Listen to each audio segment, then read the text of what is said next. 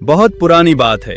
एक राजा था, बहुत ही उदार, न्यायप्रिय और प्रजा का ध्यान रखने वाला। उसके राज्य में लोग सुखी थे। कोई भी अपराधी बिना सजा पाए नहीं रह सकता था। कुछ समय बाद राजा के मन में घमंड आ गया। वो सोचने लगा, मैं कितना बुद्धिमान हूँ, प्रजा का कितनी अच्छी तरह से पालन कर रहा हूँ, दूर दूर तक मेरी ख्याति है। कुछ दिनों तक तो राजा ने यह बात किसी से नहीं कही, लेकिन एक दिन राजा के मन में अपने दरबारियों के मुंह से अपनी प्रशंसा सुनने की लालसा जागी। राजा ने अपने दरबारियों से पूछा, मेरा राजकाज कैसा चल रहा है? पड़ोसी राजा मेरे बारे में क्या सोचते हैं? प्रधानमंत्री ने जवाब दिया, महाराज, आपके राज्य में सर्वत्र अमन चैन है। सारी प्रजा आपकी जय जयकार कर रही है। यह सुनकर राजा खुश हो गया। राजा ने दूसरा प्रश्न पूछा, मेरे पितामह और मेरे पिताजी के जमाने में राज्य कैसा था? प्रधानमंत्री ने जवाब दिया, महाराज, शायद ही कोई व्यक्ति जीवित हो जो आपके पिता या पितामह के राजकाज के बारे में कुछ बता सके। पास के जंगल में एक महात्मा रहते हैं, उनकी आयु काफी है, शायद वे कुछ बता सके। राजा ने कहा, उन्हें बुलाया जाए। राजा के आदेश पर प्रधानमंत्री ने महात्मा को दरबार में बुलवाया। राजा ने उनसे वही प्रश्न किया। महात्मा ने कहा, आपको एक घटना सुनाता हूं।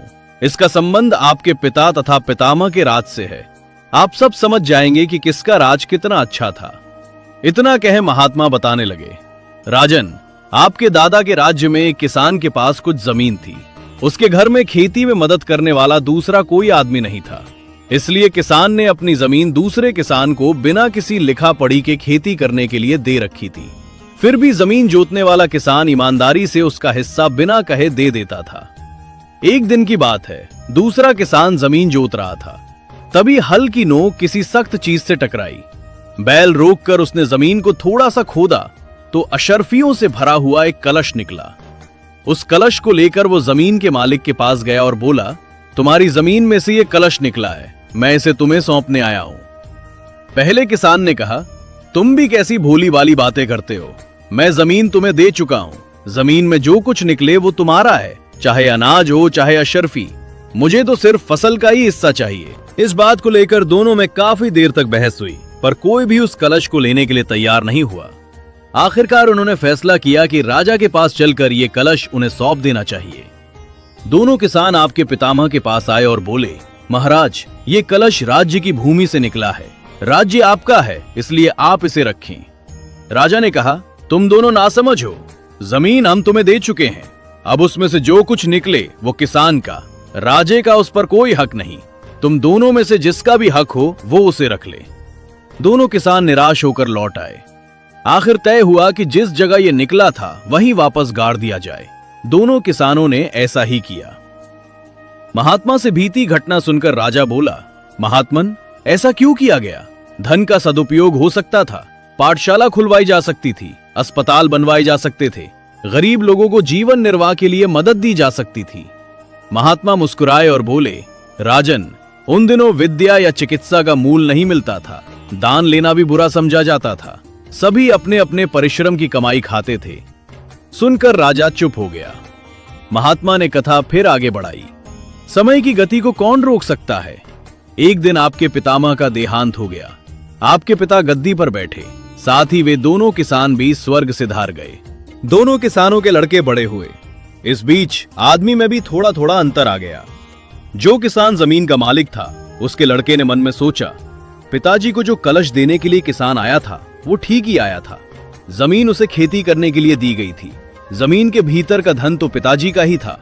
पिताजी ने वो धन लेने से इनकार करके बड़ी भूल की।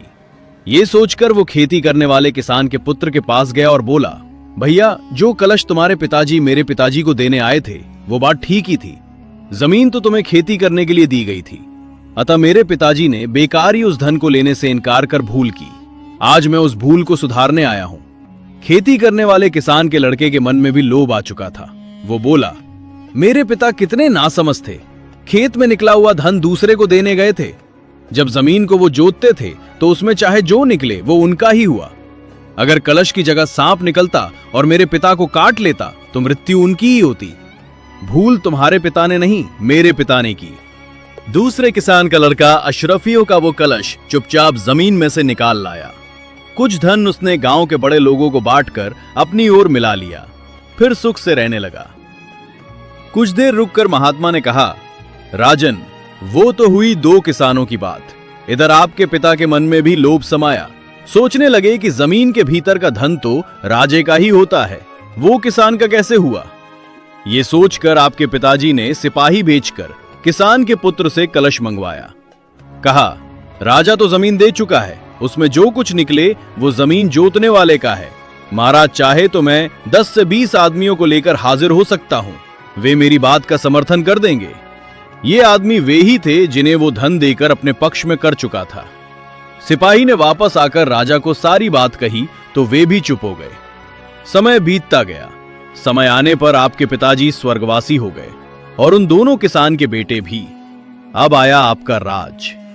हर बात के कायदे कानून बन गए। अदालतें और पुलिस थाने खड़े हो गए। मुकदमा लड़ने के लिए वकील बैरिस्टर भी पढ़ लिख कर तैयार हो गए। उन दोनों किसानों के बेटों में भी उस स्वर्ण कलश को लेकर वाद विवाद खड़ा हो गया। अदालत में मामला गया तो दोनों किसानों को सजा हो गई। कलश राज की यानी आपकी संपत्ति बन गई। पिछले वर्ष ही यह फैसला किया है आपकी अदालत ने। अब राजन, हालत यह है कि वो अशरफियों वाला कलश तो आपके खजाने में है और वे दोनों किसान आपकी जेल में, क्योंकि आप जैसे न्यायप्रिय राजा के राज्य में कोई अपराध करके सजा से कैसे बच सकता है। घटना मैंने सुना दी, अब आप स्वयं फैसला कर लें, राज किसका अच्छा था। महात्मा की बात सुनकर राजा देर तक कुछ नहीं बोला। दरबार के दीपक जल रहे थे, पर राजा के भीतर जैसे अंधेरा उतर आया था। उसने धीमे स्वर में कहा, महात्मन, मेरे पास कानून है, सिपाही है, जेल है, फिर भी लगता है जैसे मेरे राज्य से ईमानदारी कहीं खो गई है। महात्मा बोले, राजन, जब विश्वास मर जाता है तब कानून पैदा होते हैं। आपके पितामह के समय कानून कम थे पर मन शुद्ध थे। आज मन दूषित है, इसलिए कानून भारी हो गए हैं। राजा ने उसी क्षण स्वर्ण कलश मंगवाया। उसे देर तक देखता रहा, फिर बोला, ये धन नहीं, ये हमारी गिरती हुई नैतिकता का प्रमाण है। राजा ने आदेश दिया कि उस धन से न कोई महल बने, न भंडार भरे जाए। उस धन से गांव में पाठशालाएं खुले, किसानों को बिना ब्याज बीज दिए जाए और हर न्यायालय के द्वार पर यह पंक्ति लिखी जाए, सच्चा न्याय वो है जिसमें लोग डर से नहीं समझ से सही काम करें। तो दोस्तों, ये कहानी केवल अशरफियों की कहानी नहीं है, ये उस दौर की याद दिलाती है जब लोग कानून के डर से नहीं अपने अंतरात्मा की आवाज से सही काम करते थे। आज कानून बहुत है, अदालतें हैं, जेल हैं, लेकिन फिर भी ईमानदारी कहीं ना कहीं खोती जा रही है, क्योंकि जब मन शुद्ध नहीं रहते तो कानून भी बोझ बन जाते हैं। ये कहानी हमें सिखाती है कि सच्चा धन सोना या संपत्ति नहीं, बल्कि ईमानदारी, परिश्रम और विश्वास है। राज्य या समाज तभी सफल होता है जब लोग डर से नहीं, समझ और नैतिकता से सही काम करें। लोग और स्वार्थ से न्याय और विश्वास कमजोर हो जाते हैं। इसलिए हर कार्य में सत्य और न्याय को प्राथमिकता दें। तो अब इस कहानी को लाइक करें, इसे अपने दोस्तों और परिवार के साथ शेयर करें और ऐसी ही गहरी, नैतिक और अर्थपूर्ण कहानियों के लिए चैनल देव भक्ति की शक्ति को सब्सक्राइब करना ना भूलें।